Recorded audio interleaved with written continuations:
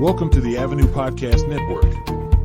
Here, you will find your next favorite podcast, along with a unique variety of other great podcasts from locals to around the world. We are constantly evolving and inquiring to meet the wants of our podcast listeners. We invite you to visit us at avenuepodcast.net and share. If you would like to know more about starting your own podcast or would like to join our network, you may inquire at our website. That address again is avenuepodcast.net. Expect great things on the Avenue.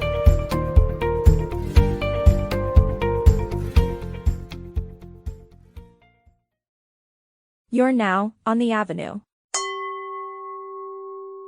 Hello, all my beautiful people. It is time once again for another amazing episode of If You Give a Dad a Podcast. So this week I have with me a guest that I am really excited for you guys to hear. It's somebody who I was supposed to record with a few weeks ago, and things come up, and so we had to reschedule, but now you are going to hear him, and that is Curt Gannon. He is a Missouri-based wrestler, and he's wrestled for all different kinds of places that you've heard me talk about on here. To name a few, he has wrestled with Control Your Narrative and Wrestling for a Cause and a bunch of other really cool places. And I'm very excited for you guys to hear this episode today. He has a lot of good stuff to talk about, some really good stories. And for those of you who are here just to listen to the Curt Gannon episode, welcome. I hope that you enjoy what you hear, and I hope that you stick around and listen to some of the other great episodes we have here as well. So, if you guys are as excited as I am, then let's get this show on the road. If You Give a Dad a Podcast. Hey, Dad. So where did you actually train at? I made a really good career out of being able to bump, sell, and I had a punch me face. I wasn't about to call you Dad, so. Seriously? I felt like it was in an anime or something. People get really mad at those videos for some reason. Like, it triggers certain people. Yeah. Wow. I was actually lost as an infant, and I was taken in by a traveling group of independent wrestlers. I love it. I'm excited for this stuff. Bro. Getting punched in the face on the daily. Do you always do these interviews with your shirt off? What? Man, this guy won't shut up. All right, everybody. So I have with me today Curt Gannon. He is a Missouri-based wrestler that works with Control Your Narrative, and I am very excited to have him on today. He is the Suplex Cyclone, and I got to talk to Slammer about him on the episode that I had him, and spoke nothing but highly of this guy, and I'm very excited to have him on. So, Curt, how are you doing today? Oh, I'm doing pretty good. Just another busy day as usual. I totally get that. On Tuesdays, it's always a lot more insane for me. I get off work at 4:30, and so I usually get home at about 4:45 on a normal day. But on Tuesdays and Wednesdays, I have to go pick up my son. So it's usually closer to like 5:45, 6 o'clock when I get home on those days. So, yeah, I understand the super busy day. I kind of just want to jump right into things here and kind of talk about, I know you're into martial arts as well. And are you a trainer at doing martial arts, or? I train with in Modern Arnis. I'm actually an assistant trainer as well. And but yeah, I've been doing that. I started doing that when I was probably 21. Okay. I've gone to a lot of different schools too, and learned some different things and kind of mixed it in with my style. I've also had the opportunity to go train with Hoist Gracie and Dan Severin a few times. Oh wow.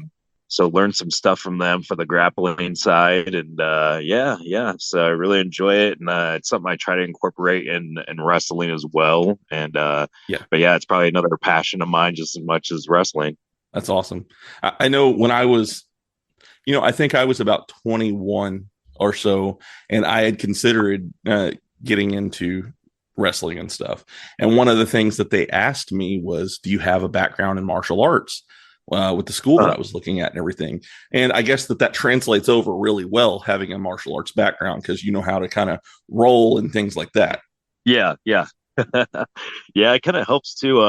I mean, one thing that we do get taught, and that's even whether it's wrestling or martial arts, they teach you kind of how to fall properly, and the whole idea of that is trying to protect yourself as much as possible. And it's like I said, whether it's martial arts or pro wrestling, you still want to be able to protect yourself, because the last thing you don't want to do is you don't want your head bouncing off the ground or getting concussions and stuff like that. So it does really incorporate over. And a lot of your submissions and grappling and stuff like that, that's very popular today. You see a lot of guys use that in pro wrestling as well. Right. So yeah, it definitely transitions really well. Yeah. I know one of my favorite wrestlers, Undertaker, he was able to do a move, and it was based off the triangle chokehold. He did the Hell's Gates and stuff. And I found out through that he was a really big MMA fan. And it's just cool how it, like you said, it translates over to that. Yeah, definitely. Yeah. And if you even notice, like, some of his combos, his little punch combos, or or like, boxing combos and everything. So yeah, a lot of that stuff, definitely. What belt are you at right now with your training? With Arnis, I am red belt. And like I said, I started when I was 21. I've been in it. So that'd make, 14 years in it. Oh, wow. Yeah. So it's very old school as far as like moving up in belts. So it takes a little while. I'm 2 away from black belt, and I plan on, getting there sooner or later. So. Well, that's really awesome. It takes a lot of dedication to stick with that. My son did it for a while, and he absolutely loved it, but it takes a lot of time and dedication to be able to do that. Oh, definitely. Yeah. And especially if you go to an old school style training, school, and that's something that I really enjoy going to, is as a lot of those trainers, they really teach you old school, where they're not like, oh, hey, well, you've been here for like a year and now I'm going to move you up on the belt system. No, they make you earn it. So yeah, it's definitely something you got to be dedicated to. Yeah. So how exactly did you get started into wrestling? When I was 9, that kind of, in a way, that's kind of where it started. That's where I kind of got into watching pro wrestling. I was really big on, WCW and Sting and NWO and all that stuff. And as soon as I started watching it, I was like, man, this is what I want to do. And so about the time I was 17 or 18, I had a friend of mine that introduced me to a guy that did some stuff in the indie scenes and actually has a school out in Kansas City now. I learned from him for a little while, and that's kind of how I got started. And then from there, it just gradually built up. I got introduced to, Trevor Murdoch, who ended up being my next trainer from there. Learned quite a bit from Trevor. And then I got, after that, I got the opportunity to train with the original first trainer, besides Harley Race. So it was originally his head trainer, his first one he ever had, Derek Stone. Oh. So I got to learn from both of those guys and, kind of go from there. That's really cool. I remember the first time I ever saw a Trevor Murdoch match, and it was when he was still in WWE. I don't remember who it was that he was tagging with, but the way that he moved for a man his size was very, it surprised me, and he's very good. He's very technical in the ring. And I was very impressed with the way that he is. So saying that you had him as a trainer, that's pretty impressive. Yeah, and Trevor's very old school, man. Like when I showed up the first day for Trevor's school, Trevor beat the crap out of me, man. So he was very, very old school. But I was always the joke, though, that I told him. I was like, man, I didn't appreciate when I used to watch you on TV when I was a kid. I was like, I hated you. I was like, I couldn't stand seeing Trevor Murdoch. I was like, I can't stand this guy. He's dumb redneck. but Trevor's awesome though. Trevor definitely has that old school Harley race mentality and a good dude, and same with Derek Stone, and I feel like I'm part of that lineage from kind of from Harley, because like everything that they learned from Harley got passed down to me, so I can really say that I got that old school style training in there. It's good to have that too, because I mean that. Talking to different people and stuff, you don't always get that kind of training anymore. I'm not a wrestler, so if I'm speaking out of turn when I say this, but there's a lot of soft training that goes on from what I hear, and from the way I feel, that's how you get hurt when you are trained soft. Oh yeah, definitely agree, and you're definitely not off from there, and it's. And the thing is with a lot of the old school stuff, they really wanted you to build the fundamentals. They weren't like teaching you all these like, cool moves and stuff. It's like you need to learn all the fundamentals, the old school stuff, and that's all the other stuff is easy after that. Yeah. Some of the guys actually I still go out and practice with, get in the ring and just to keep keeping my skills sharpened up. They were all guys that learned from Harley as well, or from Derek Stone. So yeah, it's I still keep that old school mentality and how they wrestle and everything. But yeah, you're absolutely right as far as there's a lot of trainers that are very soft anymore. Yeah. Well, and you definitely have a name, and it's the Suplex Cyclone. How did you get that name? I'm guessing it's the same as most, but where did that come about?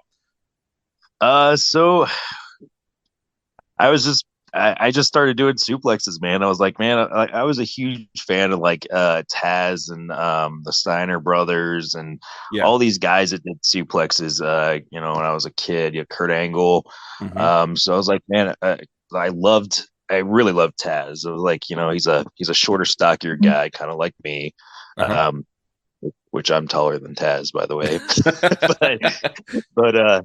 But he's still, is a shorter, stockier guy that was, doing all these suplexes, throwing guys around. And I was like, man, I just was in training one day and started doing it. And then a friend of mine, his name is Brian. Brian was like, hey, man, he goes, we should call you the Suplex Cyclone because you're from the Midwest area where all the tornadoes are.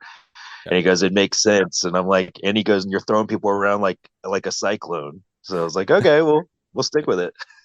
And it took off from there. Oh, that's great.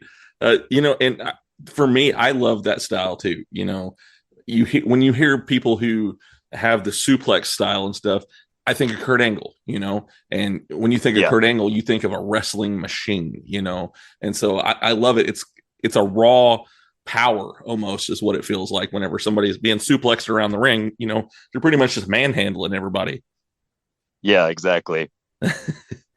Yeah, and like I said, I was actually, I get that benefit of being a little bit shorter than some of your other wrestlers that are like over 6 foot and stuff. I'm 5'9", but I'm like my hip will lower to the ground, so I already have that base to be able to, my hips are lower than other guys's, so it's just easier for me just to throw guys. So it works. Right. So who would you say is some of your biggest inspirations when it comes to your wrestling style? Well, obviously Taz. Like I said, Steiner's. Ken Shamrock is definitely a big one. A lot of your old school, like guys that you believe that were tough guys. Blackman, Steve Blackman, Dan Severin, of course. So a lot of those guys like that were usually my biggest inspirations. Like I said, Kurt Angle as well. But the guys that like you looked at and you're like, man, those guys look like they're gonna kick somebody's ass. So, so my favorite time for Kurt Angle, I would say, is probably whenever he was in TNA. The matches that he put on in TNA, and that's not saying that the ones that he put on in WWE weren't great, because they were. Everywhere he went, he had great matches. But I think his TNA matches were probably my favorite to watch. Oh yeah, I also love this final run that he kind of did there, or not I guess it wouldn't have been the final, because the final one was right before he retired. But before he went to TNA, I loved when they were they stuck him in ECW and they made him the wrestling machine. Yeah. And he was just brutal. And I was like, well, why weren't they doing this all along with him? But he carried that over to TNA. And so, but yeah, I definitely agree. He was just, an ass kicker at that time. So yes, he definitely was. And, I mean, anybody that you talk to, they'll tell you that he was probably one of their favorites, and he was one that could just go, he was a monster when it came to that. So yeah, I definitely always, and whenever I was younger, I think I didn't really like Kurt Angle because they always had him as a heel, especially maybe in the early 2000s and stuff like that. Yeah. Whenever he was on SmackDown, he was definitely a heel, and I just could not stand him because he was so good. And at the same time, he was so mean, and I couldn't stand it. But now, it's like, man, that's one of my favorites, going back, watching people like him, watching people like, dare I say, Chris Benoit style, those type of people, I love those style of matches now, and I've grown appreciation for them that I probably didn't have when I was younger. So definitely. Yeah. And like, I was kind of the same way, early Kurt Angle when he first showed up, and he was he was like the cheesy heel gimmick. And I was like, man, I hate this guy. I wish somebody was beat him. And then when Taz popped up and debuted, and I was watching at home, and I popped hard when Taz came out and, started suplexing him and choked him out. I was like, yeah.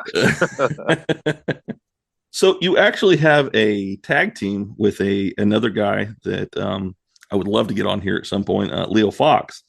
And you're called the Wrestlers of Mass Destruction. How did you guys start doing that? And, what was the inspiration behind that? So me and Leo are both part of Control Your Narrative. Me and Leo have known each other for a long time. Leo's I've been in the business longer than Leo, but I've known Leo. He's always been a part of it in some way, shape, or form. And then he started wrestling. But like I said, I've always known him before. Right. But anyway, so, we both got into Control Your Narrative, and we ended up getting a booking, which we didn't even put it together. It was a promoter down in Oklahoma, which is actually the show we got a show coming up this Saturday, Buzzsaw Championship Wrestling. Okay. He just was like, hey, you guys Control Your Narrative. Let's put you together for a tag team. You guys just come in here and, be brutal. So it was funny because we actually were doing promo pictures for Control Your Narrative. And we were down, it was in Florida for that. Uh-huh. So we were doing promo pictures. I was like, hey, Leo, let's get together and do some tag promo pictures since we got this show coming up. We get up there and we're doing the pictures, and all the Control Your Narrative guys are looking at us and they're like, man, that'd be a brutal, sick tag team you guys start doing. I kind of looked at Leo and I was like, man, well, I think they're right. I think we should actually run through with this, go a little bit further besides just this one time. Yeah. So we went down to the match. It went over really well. People loved it. And I was like, we could be just this brutal, old school, badass tag team, Road Warrior style, which actually is another big inspiration of mine for the Road Warriors. But so everybody loved it, and we were like, let's run with it. So the idea is to run pretty hard with it this year and kind of see where it goes. But I think there's a lot of people that are excited for it, because it's what we're going to do is going to be something I feel like is not the norm anymore. Because you see a lot of tag teams that are just thrown together, or they're like the high flying tag teams and stuff. You don't see a whole lot of your old school just beat them up, throw down tag teams like I said, like the Road Warriors anymore. So yeah, that's kind of the idea, but that's where it got started though. I like that. I can't wait to see a match with you guys, because I've been seeing the stuff that you've put on your Facebook and all that. And I'm definitely excited to be able to see a match that you guys have had. So, and saying that, there's another tag team that I absolutely love, and that's FTR. And I feel they're definitely kind of a throwback to that era as well. Mm-hmm. They're a highly decorated tag team, also. So I I was a big fan of them whenever they were in NXT, and then they were in the main roster for a while and everything, and that was they gained titles and stuff like that there. But I never felt that they've been properly utilized until after they left, and they were able to, kind of flourish and go to these other places and really show what they've got. But that would be a cool match between you guys. Oh yeah. That's actually one that we talked about. We were like, man, if we ever had a chance to face them, I think that'd be really fun. And we could probably tear it down. But yeah, you're absolutely right. Those were guys that didn't get their time to really shine in WWE. But I feel like the big problem is with WWE and tag teams is I don't think they like make tag teams as important as they used to back in the day. Like, I feel like NWA utilizes tag teams a lot more and makes them mainstream. AEW, same thing.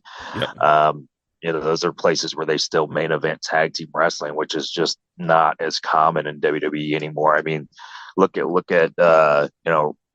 for instance, WrestleMania. They put two guys that are normally big as single guys together as a tag team, even though they're friends and stuff. They weren't really known for a tag team, and just like kind of threw the tag titles on them. And they've done that plenty of times where they don't have a whole lot of established tag team sides like the Usos. But yeah, so I'm hoping our goal is to actually make tag team wrestling a more main event draw with this tag team. So yeah, man. There's only I think there's only two. Maybe more. No, I take that back. There's a few that are in WWE that are tag teams, and they've been that way for a while. But it's always in the back of your mind of when is one of them going to turn on the other. Yeah, I feel like they end up splitting them up, and they don't end up taking it like a serious tag team. Like they used to. I mean, look how long. The Steiner brothers together. Look how long the Dudley boys, Hardy boys, they took them forever to split them all up. Road Warriors were like hardly ever split up. So that's something that's just, it's very uncommon anymore. And actually me and Leo had the time to sit down with Bully Ray Dudley when we were at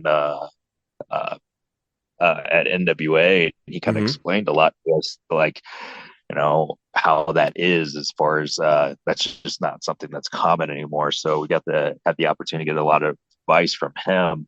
But yeah, it's definitely just not a mainstay thing or main draw thing like I feel like it could be in WWE. Yeah. And speaking of Bully Ray, he is one of my favorites when it comes to talking psychology. I love listening to Busted Open Radio and just hear him talk and just kind of explain things out and everything. Dude has such a mind when it comes to that. And his psychology is just amazing.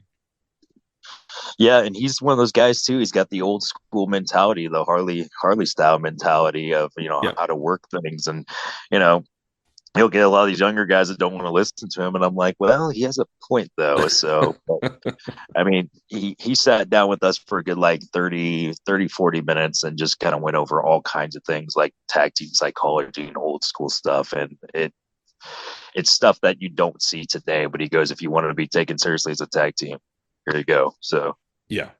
Do you have any goals that you have set for this year? Besides just trying to really take WMD off the ground, let's see. I'd like to go back to NWA. Things were going pretty good there, and then I tore my tendon in my right arm last year in September, shortly after being there, which put me out until this past January. Yeah, so I wasn't cleared until January. So I think the plan is we'd like to try to really establish WMD and hopefully go back to NWA sometime this year. But other than that, like just travel the country, really get this take off, and then possibly even head out of the country as well. We've been thinking about Canada, Puerto Rico, and some other places, Australia. But yeah, that's kind of just the big goals this year. Really do that and maybe pick up some tag team gold along the way. Right on, man. I would love to see that, especially seeing y'all going back to NWA, because I had just really started hearing about you and everything, because I just found indie wrestling in this area where I'm at. Gotcha. About a year ago, actually, and around the same time that I started this podcast. And my first wrestler that I had on my show was Luke Langley, and I saw him at a show in Bentonville, Arkansas, for the first time. And so I was like, whoa, there's actually good wrestling right here in my area where I'm at. And so then I started networking. I'm like, okay, maybe I'd like to get a few of these people on my show. I got Luke, I've had Justin Lee, I've had lots of different people. I've had Jason Jones, Tim Rockwell. And so I'm new to all of this. So right around the time that I discovered you was around the time that you actually got injured and stuff. So I am very excited to see that you've come back now and everything, so I can kind of watch more of your stuff. I appreciate that, man. Yeah, definitely. I had my first match back last weekend. I haven't really picked up a whole lot of bookings just yet, just because I'm just now getting back into it. So like it's hitting the ground running. So but I mean, I've got a lot of stuff booked coming for this year. So usually I'm booked almost every weekend, but like I said, I'm just getting back off of that injury reserve. And but yeah, man, like there's definitely, the indie scene, there's a lot of good talent that's on there. And you're not the only person. There's a lot of people don't even realize that there's an indie scene out there that a lot of these guys came from. Yeah. Of course you have your homegrown talent, but I feel like that's not as common anymore as getting guys from the indie scene, right. At least like in other promotions besides WWE. Yeah. I am really excited because in the last few months they have opened. Well, there's one company that's been here for about a year, I believe, and that's Ozark Mountain Wrestling. So Ivan Warsaw, and those guys, and then we also have another one, which is Diamond State Championship Wrestling, and that's like Alexander Gold and those people. So, and they're both within 15 minutes of my house. So okay. I have a lot more wrestling than I did before. I would have to wait until somebody would come to this area, and it might not be exactly here. I might have to travel a little bit to go see an indie show. But now I've got one literally 5 minutes from my work, 15 minutes from my home, and the other one is 15 minutes from my house the other direction. And so I'm very excited, and I feel like I'm going to get spoiled now because I have all this wrestling that's around me. So it's an exciting time for sure. Yeah, and you might end up seeing me and Leo here before too long, down that way as well, because we've been in talks with Ivan for a little bit now. We were actually going to go down last year, and then I got hurt. So, but me and Ivan been talking off and on. I know he's whenever he starts running again, we're going to try to figure out a date and get us down there, and and come down and do our thing. Awesome. I actually just got to go see their training facility like a week ago. He gave me the address for it, and I went over there and checked it out and everything. And I'm really excited to see what happens there. That's awesome. Yeah. We actually when I talked to him last, he's like, hey, you guys want to come down and, jump in the ring and train a little bit at the, the training center before. And I was like, yeah, definitely. Like anytime I can get training in, like, and stuff, I would definitely take it. That's awesome. Yeah. So do you have any other hobbies that you like to do? I mean, I don't like to consider this a hobby that you're doing, but do you have any hobbies? Let's see. I mean, I try to spend time with my girlfriend as much as possible. I'm constantly on the run. And so I guess you could say, I don't know if you say it's a hobby, but I wouldn't really call my girlfriend a hobby. Right. she might not like that either. So she's actually sitting across the room by giving me a dirty look right now. I'll make sure and go in there and ask my wife, is it okay if I call you a hobby? And see what she says. Let's see. I like to play video games when I get a chance. I don't get a chance to do that often. besides going to the gym and martial arts, that takes up a lot of my time. I have a job I do on the side. I don't really tell people what it is. It's nothing bad, but I'm just like, I don't want. I've had people like know where I was working before and legit show up at my work and like try to like ask me to sign things for them. It's weird. Oh no. Like, so I don't usually say what my other job is, but I do have another job on the side just to help pay for things and everything. But let's see. I'm really into like a lot of like comic stuff. I'm a big comic book nerd, and I like all the nerdy things like Star Wars and stuff like that. So I'm into a lot of that stuff. That's awesome. So yeah, that's probably my hobbies. Okay. Yeah. So I actually just today on I've actually broken it up over the last few days. I just now watched. I've gotten so far behind when it comes to Marvel movies and stuff like that. Actually, just watched the new Doctor Strange movie that came out last year. Yeah. I think I'm the kind of the same way. I'm behind a lot of the Marvel. I also don't feel like the Marvel movies are as good as they were. Since like Endgame, they just haven't like really hardcore caught my interest and sucked me in. Yeah. So I haven't been keeping up with them as much either. Yeah. Well, for me, the reason why I've wanted to watch this one in particular, and it was because I watched the Spider-Man movie in theaters, the most recent one of that. And so I was like, okay, yeah. I have to see this. But it took me quite a while, being a dad, having a full-time job, doing this podcast, you don't really get much time to do anything else. So, you stay busy, but it's a good thing. Yeah. It's kind of the same thing with me. Like I don't get much time to even sit down and even watch a movie. And usually if we sit down and watch a movie, we got to break it up in pieces because we don't have time to finish it because it's like, oh, gotta go to bed. Yeah. But yeah, it's usually I'm probably gone more than I'm home. So it's between, especially with wrestling, if I'm traveling a lot and then, when I'm not trying to go to the gym, I'm trying to train. So I stay busy and don't get a chance to come home as much as I'd like to, but that's just part of the life. Yeah. How many different states have you actually wrestled in? Oh man, I've gone from coast to coast, man. I've gone to the West Coast. I've been in Nevada. I've gone to down south, Oklahoma, Texas, up north, Minnesota. Let's see if I gone to South Dakota. I don't think I've gone to South Dakota yet.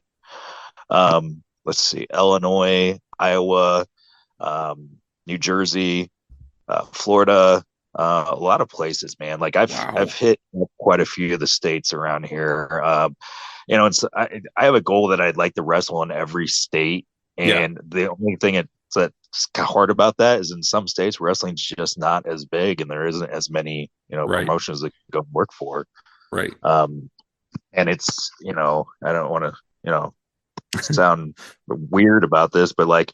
There's some of the promotions that they do have. They're promotions that don't want to pay you as much as you would prefer to be paid because I'm at the point I've been doing this for about 13 years now, and I'm this is a job to me as well. Right. And, so I got to make money too to help pay the bills and everything. So that's another issue you got to come across. So.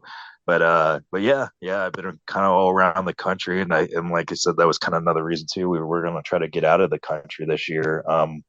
Try to go to, like I said, like Puerto Rico and Canada and stuff like that.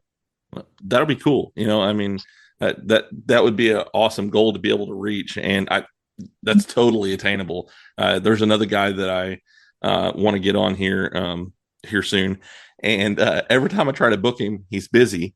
And I was like, okay, well, maybe we can get you in June. He's like, I'm going to Japan in June. I was like, oh, okay, well, we'll talk whenever you get back from Japan then. So yeah, it's awesome, man. I love hearing the stories from people going to all these different places. Oh yeah, and definitely, being in wrestling, you get a lot of stories. Like you get a lot of road stories and all kinds of things. So yeah, it's you definitely have stories to tell. That's for sure. I actually had a guy on last week, Red James, and okay, yeah, and I just named it Stories with Red because he has so many to tell. So, it's a lot of fun. You could take up the whole hour or so that I do this and just tell stories. Yeah, definitely. Like I said, if you're out there traveling and stuff, I guarantee you have crazy stories, because I definitely got quite a few. Maybe we'll have to get into some of those.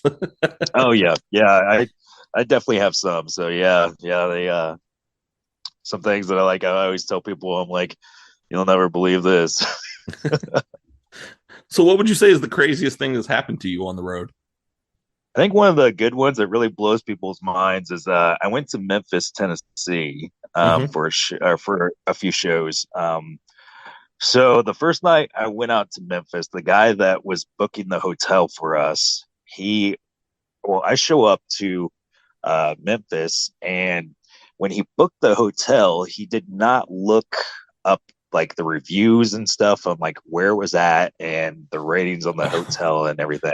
Oh no. And so I get there, and as soon as I drive in, I'm like, oh my God, I'm like, this looks really shady. I'm seeing like all kinds of things that, this like looks straight like ghetto hood and like all kinds of stuff. So anyways, I go in, I check in, I'm already like, watching around all over the place. And so I'm standing there checking in, and this old guy comes in with this woman that I was assuming was a prostitute. Okay. There was prostitution literally going on in broad daylight, like women trying to wave guys down or people down. So anyways, I'm checking in, they're checking in right behind me. And so that was like the first red flag. And I'm like, oh my God, I'm like, this is not a good place. So go to my hotel room. At the time when I was told that I arrived I was told to call the promoter, and he would send somebody over to pick me up. So did that. So I'm waiting, and it's maybe 30 minutes after I called them, and I get a phone call, and they're like, hey, we're here, but we can't get into the parking lot. And I'm like, why? And they go, well, the parking lot's blocked off. Memphis SWAT has the whole building surrounded. And I'm like, are you kidding me? So I go and look out the window, and no joke, huge SWAT team. There's helicopters everywhere. There's armored trucks. There's like SWAT teams down, like kicking in doors down further from me. And I'm like, well, what the crap is this? So I go and grab all my stuff, because I'm like, I'm not leaving anything here. Right. And so I grab all my bags, and I was like, I'm on the phone with him. I'm like, okay, well, I'll just come outside, and I'll walk out to the street and, and jump in the car with you guys. Yeah. So I'm grabbing all my stuff. I'm walking out, and here's all these cops like staring at me as I'm walking out. And I definitely look like I did not belong there. Like I didn't look, like somebody should be there. Right. And, anyways, I'm walking out. I look at the cops, and and they're kind of like looking at me real awkwardly. Uh-huh. So I'm like, I kind of look at them and kind of laugh, and I go, well, I guess I checked into the wrong hotel, huh? And I kind of started laughing, and they weren't laughing. So I was like, okay, well, I'm just going to go. Oh, man. So walk out to the street, jump in the car with them, and I'm like, what the crap? And they go, why did you stay here? And I was like, well, I didn't know that this was like a bad area.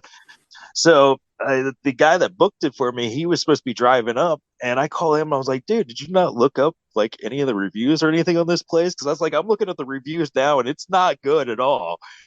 And he's like, no. He goes, I was just trying to find a decently cheap place so we don't have to spend a lot of money. And I was like, you found a cheap place already. I was like, you're not allowed to book hotels anymore unless you look at the reviews. So, but yeah, I ended up after the show. I ended up just staying there for the night, but I didn't sleep all night. I was like, man, something's gonna happen. The SWAT team's gonna come back, and they're gonna shoot. And, like, people are gonna be shooting, and I'm gonna get shot through the walls or something. So didn't sleep the whole night, and it was something else. But yeah, that was definitely one of the more wild stories that I had. Oh, that's funny. As soon as you said Memphis, I'm actually from that area and stuff originally. Okay. Before I moved to where I'm at now. I lived there from about second grade to the middle of my junior year in high school. Gotcha. Yeah, there's certain exits you just don't take in Memphis. Yeah, I definitely found that out. Yeah, that was definitely something else. Yeah. So my dad is he's a pastor of a church, and Okay. he started a church in a little area called Fraser, and it's a town within Memphis. Gotcha. Pretty much completely separate. In fact, there's a joke that, Memphis is its own state, and there's different portions of it. You've got Orange Mound, you've got Fraser, you've got all these different areas that are parts of Memphis, but they're not part of Tennessee. Memphis is its own thing. Well, Fraser is a very rough area, and they wanted to go, and the assistant pastor for the church. So let me backtrack a little bit. There was a church that was already there. The pastor was leaving, and he turned the church over to my dad. And so there was already an assistant pastor there. Well, after they took over, they decided they wanted to go invite people to church. Well, they thought it'd be funny to take my parents to this apartment complex. And my parents thought it was abandoned because almost all of the windows were boarded up with bullet holes in them. So, oh, no. Yeah. And they're like, well, welcome to Memphis, this, because we were new to the area. We had moved there from Springfield, and, it was, we weren't used to that. And Memphis is very much you got to be careful where you go there for sure. Oh yeah. And nobody really warned me though about that. That was like the first time I ever went to Memphis, and I had no idea what to expect. So at this point now, like anytime I go anywhere, I'm like, well, I mean, like, be ready for anything.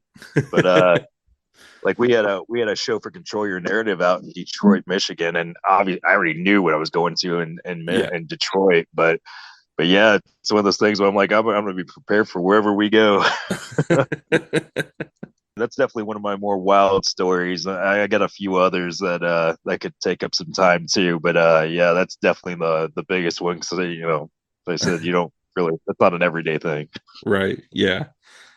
So I actually do want to talk about, I would love for you to tell a story about how you got into Control Your Narrative.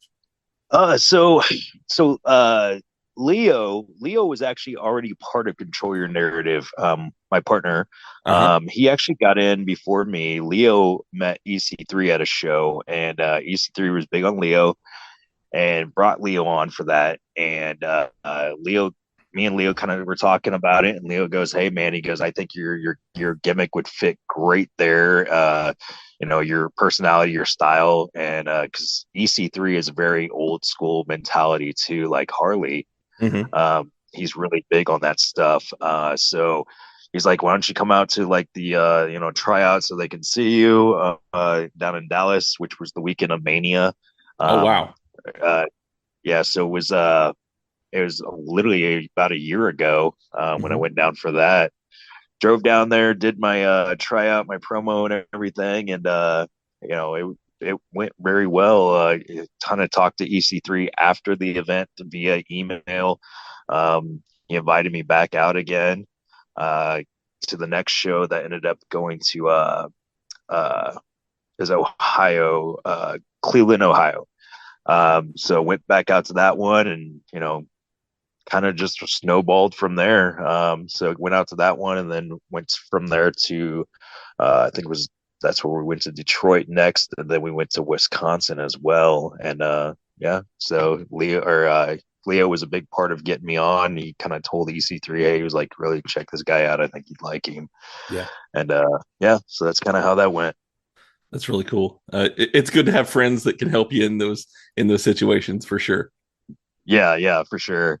I mean, either way, I mean, I guarantee I would have went out to the tryout, because I mean, I've gone to tryouts and stuff plenty of times, but yeah, it's always nice to be like, hey, check this guy out. I think you'll like him. So yeah. And I know that you were part of the Control Your Narrative team for Extravaslams last year. Oh yeah, definitely. Yeah, that was a lot of fun. Me and Leo, Tino Valentino, and then and of course EC3. So right. Yeah, we had a lot of fun. Yeah, that was really cool.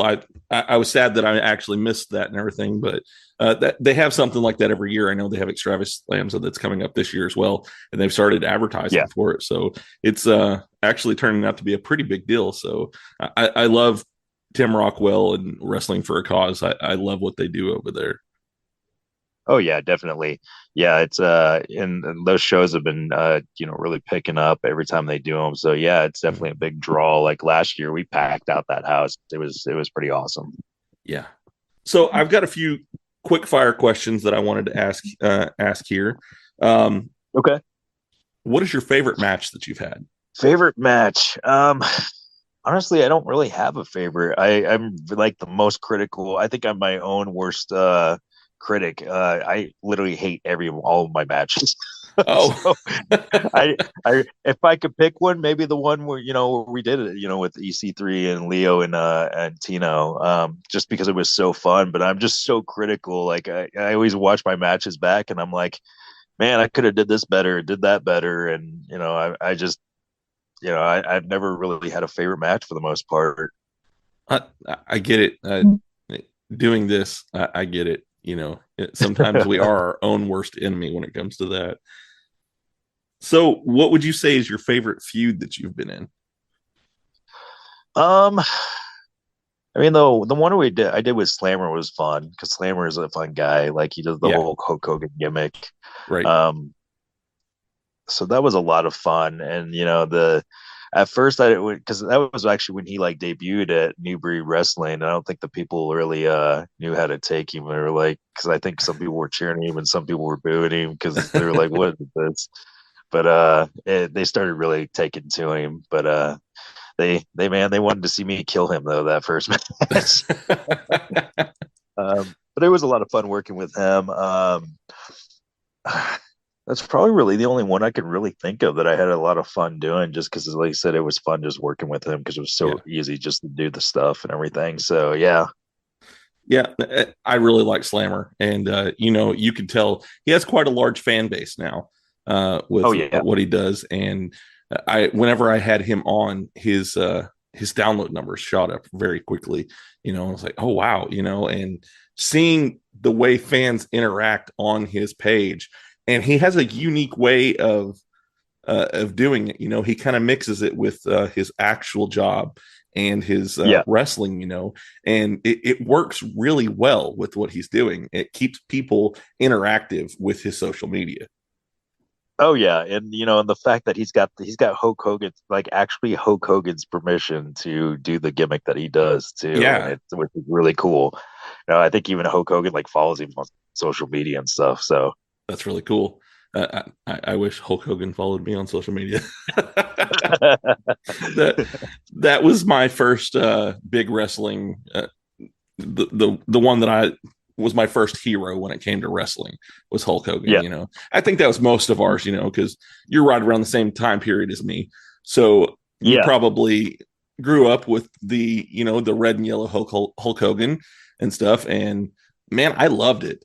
See, I was I liked Hulk Hogan, but I was really big on Ultimate Warrior when he was doing the thing with them, and then but the thing was I wasn't hardcore into wrestling before I was until I was, like I said, till about 8 or 9, which is around when the NWO and Sting were a big thing, and I absolutely loved Sting. So and then I loved the NWO because they were the cool bad guys. So yeah.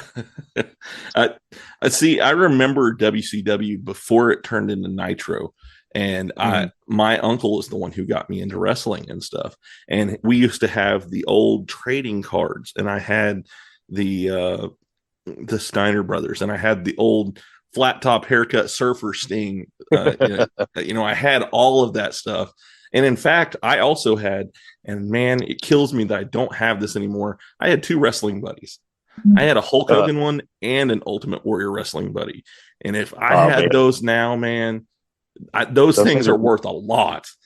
Yeah, those things are worth a lot of money. Well, I'm the same way. I had so many wrestling toys when I was a kid, and a lot of them I don't have anymore. And I could kick myself for not having some of them because a lot of them that I had were worth a lot of money now, especially the old school. I'm trying to think what they were called. They were the rubber figures that didn't move. They all stayed in one place. Yes, those are worth so much money now. Yeah, I had George the Animal Steel, and I actually had the Harley Race one too. Of those big, and they were they were bigger than your regular action figures too. But yeah, I had those. My uncle, he would find, I don't know where he would find this stuff, but he'd be like, "Oh yeah, I found this for you," and he'd give it to me, and all this cool wrestling stuff from back in the day. So I wish I still had all of that. And now with my son, kind of changing gears here on that a little bit, but my son is into Pokemon, and he's started wanting to play like the older games and stuff like that. And I was big into the Pokemon Blue on my Game Boy. And I wish I still had that one, because I knew all the cheats on there to get like infinite Master Balls and, how to get the missing no and all that stuff. And now finding those games, they're actually a lot more expensive, because I guess people our age actually have money now. So, all that's nostalgia. Oh, yeah. So, yeah. All those old school games, man. There's so many like older games, like I love the old school Nintendo games. Which, by the way, those games are like extremely hard now compared to the kids' games today. I'm like, man, these games today are so much easier than those old school games where they barely move and everything, and you couldn't save in your progress. but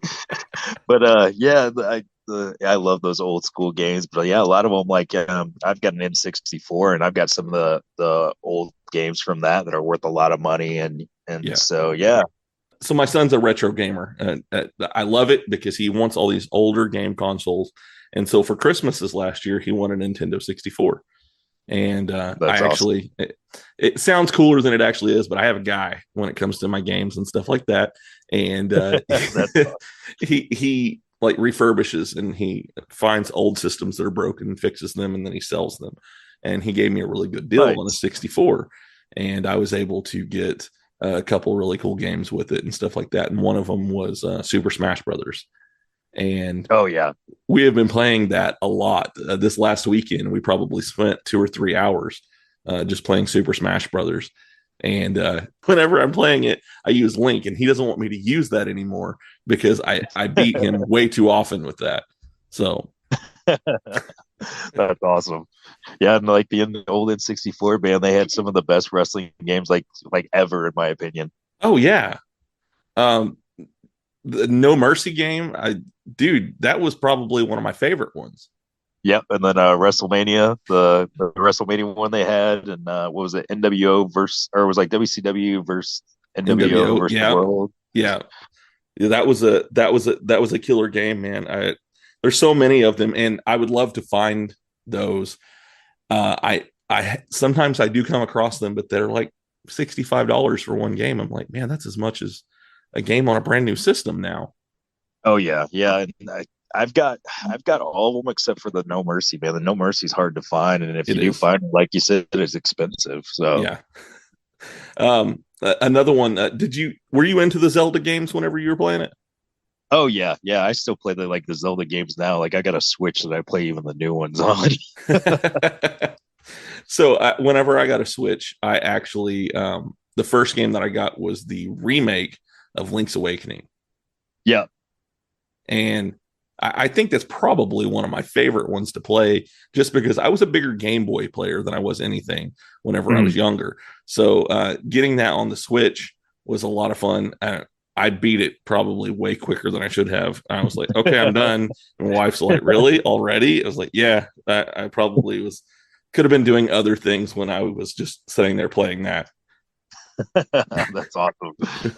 Yeah, I ended up getting a Switch, and I wanted to get one because I'm like, well, I was like, a lot of times when I got to get on the plane, I ain't got anything to do if I'm flying somewhere. So I'm like, I'm gonna get a Switch. I'm gonna play it when I'm, at the airport waiting on my flight or on the plane or whatever. So yeah, but yeah, I love having a Switch. The Switch is actually a pretty cool console. I ended up going with the Switch Lite. Just because I didn't need one that I can plug up to the TV. My son has the one that plugs up to the TV and all that. And I didn't need that. I just wanted to do the handheld ones. And it's funny because most of the games that I've bought are retro games. I've bought old PS2 games on there, like I have Devil May Cry and Onimusha and things like that. So my son's like, you don't have any cool games? I was like, yeah, I do. They're all games that I think are cool though. So Yeah, I'm the same way. That's mostly what I got. And I've got and if I have any of the newer games, it's like Mario and stuff. So it's still kind of retro. So like some of the newer Mario games, I got some of those. So yeah, man.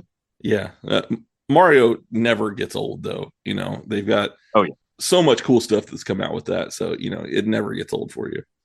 If people want to follow you, how can they do that? I actually have social media with Instagram, Facebook, and Twitter. I have a YouTube page. It's just under Curt Gannon, the YouTube page, and then my Twitter. I don't use Twitter as often as I probably should, just because I feel like it's the most like toxic social media people. But I do have a Twitter, and I do post on there sometimes. So that's under Suplex the World on Twitter. Instagram is CG Suplex Cyclone, and then just Curt Gannon on Facebook. I've got a like page. I have my own personal page as well. I don't add as many people on there as often as I used to, just because some people get weird. But I do have the like page, so people can always talk to me on there. So yeah. Awesome. And do you have anything coming up that you're excited about and want to talk about? Let's see. So, like I said, I have the show this coming Saturday, Buzzsaw Championship Wrestling. Kind of coming for a full circle back on when we debuted the tag match. So we got that coming up. Pretty excited for that. They usually draw a pretty good crowd. Usually have stacked shows with a lot of like bigger indie people. So pretty excited for that one this coming Saturday. Let's see. We've got some cons coming up, some pretty big cons that we're booked for. We got one down in Atlanta, Georgia. I think that's in June that me and Leo are going to be at. And then we've got the Oklahoma Comic Con, which, like I said, I'm nerdy, so I like a lot of stuff. Yeah. We got that. And then we've also got a horror con that we're going to be doing as well this summer. Cool. So yeah, we're just trying to get some stuff set up, kind of get things, like I said, I'm just kind of starting to get things booked again, just because I'm just now getting back into it. And I wanted to make sure like I actually did my first show before I set any dates, in stone. Right. But most of my stuff coming up will be stuff with Leo, and I have a few single things coming up as well. Not as much, but because like I said, really doing the tag stuff. In June, I'll be in Iowa. Believe it's June. Mm-hmm. I got it wrote down on my calendar, but I'll be in Iowa for Central Empire Wrestling. It's their big show. It's like their mania for the year. They're going to have Kurt Angle, tons of other Hall of Famers. So that's a show I'm looking forward to. I've wrestled for them past few years, and I've always done their big shows. Like last year, I faced Carlito from WWE, so they're always really fun. I've faced Mr. Anderson at those shows. So yeah, that's kind of the stuff that's set in stone right now. I have some other things coming up that I just can't really talk about yet. So. So just iron out details before then, but so far that's the few things that I do, I can't speak of. All right. Awesome, man. And one last thing, is there anything that maybe you want to say to your fans directly? Just, I've had some fans that have really been big and supportive of, especially when I was going through, having this, surgery done and stuff. I on my arm and I was out, I had people messaging me and checking on me and everything and seeing how I was doing. And I'm very grateful for that. And, and people that just come out to the shows and support me in general, that's, I don't think people realize like how much that means to an indie wrestler. Yeah. So very grateful for all the support that any of my fans, have given me, and, the time that they take out to like do anything cool. Like, I just had a guy send me today that just seen me at this last show. He went and made a little video thing for me today of me and my tag team partner, and just, I'm very grateful for that people actually take the time to do things for that or like that. So yeah, it's basically what I, like I'd like to say is just thank you for being awesome and being supportive, and it means a lot. So, all right, man. Well, Curt, it has been wonderful having you on, and I am definitely going to have to get you to come back on here so we can talk about some more of those stories. Oh yeah, I definitely got some good ones, man. All right, man. Well, you have a good night. All right, you too. Hi everyone, I'm Lisa. And I'm Dawn. And if you've ever watched a TV show and thought to yourself, oh my god, that season finale plot twist was absolutely bonkers. Or seen a movie and thought, wow, I need to talk to somebody about this train wreck immediately. Then we think you'll fit right in with our podcast, I Hate It, Let's Watch It. We watch TV shows like Riverdale and Emily in Paris. And movies like Deep Water, Killer Sofa, Rubber, and Deadly Illusions. And we give them the total rinsing they deserve. It's basically group therapy for movie masochists. So come check us out wherever you stream podcasts. Hey everyone, this is Brian Ferguson. If you're listening to this, then I know you are enjoying the Bumps and Thumps podcast. In order to continue to run the podcast and get guests on the show, we need support from people like you. Please go to anchor.fm/Brian, BRIAN -Ferguson, FERGUSON, the number 3, and click on the support button. Once you are there, you'll have options to select from to make a monthly contribution. Your support will help us get on wrestling stars that require financial compensation. Again, that's anchor.fm/Brian, BRIAN -Ferguson, FERGUSON, the number 3, and click on the support button. Thank you for listening. Thank you for your support, and enjoy the podcast. It took me 10 years to make the perfect man cave. And then we took it over. And we made it into the multiversal chamber. Then I started my own podcast. And we took that over too. And we're the co-hosts, the Multiverse Kids. Yeah, and I'm the dad, the geeky dad. And every week, we what? We review the movies, shows, and books, games, and toys. Yeah, and sometimes we even have a special guest. So, join us every week on the Geeky Dad Podcast.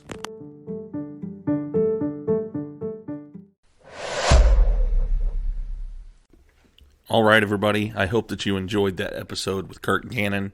I really enjoyed talking with him, and I look forward to getting him back on the show here in the future to maybe tell some more stories and things like that. I've got some really good episodes that are coming up here soon.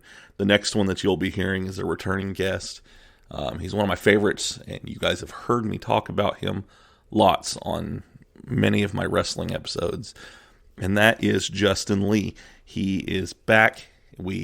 As I'm recording this, I have already recorded my episode with Justin Lee, and it turned out really good. It's a great conversation, and I can't wait for you guys to hear it next week. So make sure that you tune in to hear Justin Lee back on the podcast, talking about more stories and different things that have been going on since the last time he was here on the show. And I think you guys are in for a real treat when that one airs. So if you guys want to stay up to date with everything that's going on with the show, as I'm recording this, I've told you guys recently, had some cool stuff that came up on Good Pods. I am now the number 3 out of the top 100 for music interview podcasts for this month. And it kind of blew me away that I was able to get that. And I'm very thankful for it. I'm going to keep pushing forward, seeing what happens. Also, you would see that I joined a new podcast network as well. I'm still part of the OIW Podcast Network, but I was asked to join another one as well, and that is the Avenue Podcast Network. So I'm very excited about this stuff, things that are going on there. But if you guys want to see all these things and see the announcements for things that are going on with the show, make sure that you follow me on all the social media websites. You can follow me on Facebook. You can follow me on Instagram. You can follow me on Twitter. Those are the main ones that I post stuff on, are those 3. I also have Hive, and I have TikTok, and I have Snapchat. You can follow me on those as well. I'm trying to post new stuff. If you follow me on the Snapchat, you'll see I try to take pictures and show you like some of the new cool things that I've got, because I'm always decorating my area and getting new toys and things like that to put in my podcast area, and I've gotten a little game station over here now, so I'll be posting pictures of that on the Snapchat as well. So make sure you follow me on all of those social media sites. Just look up If You Give a Dad a Podcast, and you can find me on any of them. I look forward to you guys interacting with me on all of the social media websites, so make sure that you do that. If you know where my link tree is, you can find all of my social media on there as well. I will have my link tree in my show notes. That way you can make sure to find me in all of those places. I also have on there my email address. And if you want to send me an email and tell me what you think of this show, you can do so. And my email is giveadadapodcast@gmail.com. Send me a line on there. Tell me what you think. Tell me what you like. Tell me what you don't like. If you hate it, if you love it, if you despise it, if you want more of it, let me know. That way I know if I'm presenting stuff to you guys the way that you would want me to do. Also, if you're listening to this, please go out and rate it and review it. Go to whatever podcast catcher that you're using and give me a thumbs up, give me a thumbs down, give me a star rating, whatever it is that's on there. Do it that way I can see what you guys think of these episodes that I'm bringing to you. Once again, I want to give a shout out to my podcast network. I have the OIW Podcast Network, and now, as I said before, I'm part of the OIW Podcast Network. You can find all kinds of great shows on all of those places. I'm going to be trying to bring some of these people on to my show. I might be doing some stuff on their shows as well. So, just be on the lookout for them and go and look at their stuff. I will have links to both of the podcast networks in my show notes as well, so go and look them up. They're great people, they have great shows, and it's very diverse stuff. It's not just wrestling, it's not just music, it's all kinds of stuff. So go out there and look at that, and that's the OIW Podcast Network and the OIW Podcast Network. I also want to give a shout out to D-Cure for creating my ending theme song. I am so thankful for him. He's such a great musician. He's such a great artist and rapper, and I just love what he does. And you guys need to go out there and follow his music and follow what he does, because dude's a monster when it comes to creating new music. He's always got something new going on, and I'm just proud to have him on my show and proud to have his music to be a part of my show. I'll have links to his stuff as well, to his website. Go and follow him. Go and support him. He's an awesome guy. Very down to earth. He's had an episode on this show as well. So it was called TikTok, Hip Hop, and Pokemon. So go out and listen to that episode as well. And I look forward to maybe bringing him back on this year as well, so you guys can hear what's been going on with him since the last time we had him on. I'm very excited about everything that's going on. I've got merch, I've got stickers, I've got shirts, I've got mugs. If you want any of this stuff, hit me up, let me know what size you need. I'm going to be posting pictures of it here soon, and I'm going to have different color shirts that you can do, things like that. I'll have pricing and pictures and everything here very soon. Just finishing the final touches on it. My wife has her own shop here at our house now. In fact, we share the garage. Half of it is her doing her stuff, and the other half is my podcast area. She makes awesome stuff. Go and look at her stuff. It's called Cups and Teas by Stasha. Go out, support her stuff. She's coming up with new designs all the time. She loves doing this, and she's got the new sticker business going on the sides. I know you guys have seen the pictures on my Facebook and Instagram and stuff of just stickers for the show, but she makes all kinds of different ones.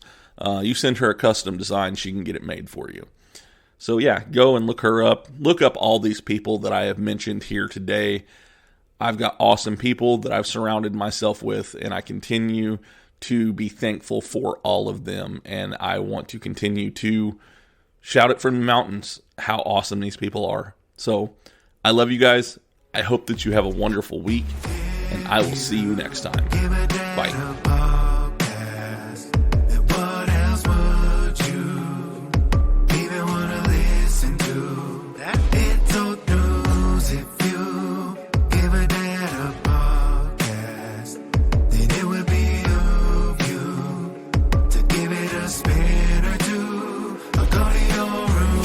I'm in are rounded, but I got a podcast on. He calls us beautiful people, then tells us who we have on. The best part of my day, the world blocked out in my pods. Tell my friends all about it so that they follow along. And the host is kinda nerdy, but guess what I am as well. I don't feel so alone and I began walking out of my shell. Heard a story, I need a connection I haven't felt. I'll be looking for the next one, till then farewell. It's the podcast for me. Have it on, better go see. And listen closely. Download and tune in remotely. It's the podcast for me. Have it on, better go see. And listen closely. Download and tune in remotely. This podcast is part of the OIW Podcasting Network.